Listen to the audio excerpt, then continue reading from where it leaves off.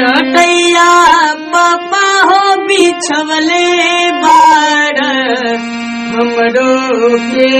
बैठवले बार काठी के चटैया पापा हो बिछवले बार हमरो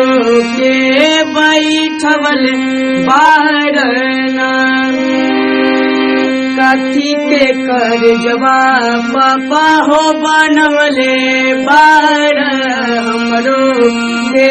बिसरवले बार काठी के कर जवाब पापा हो बनवले बार हमरो के बिसरवले बार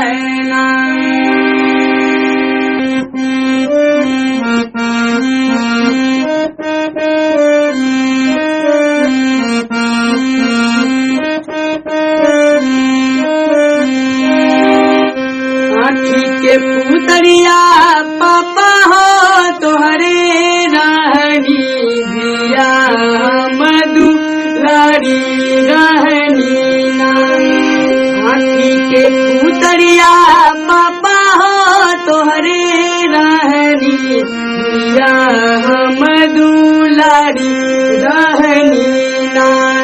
कैसे बिसरैबा पापा हो दुलारी दिया दिया के समझैबा कैसे कैसे बिसरैबा पापा हो दुलारी दिया दिया के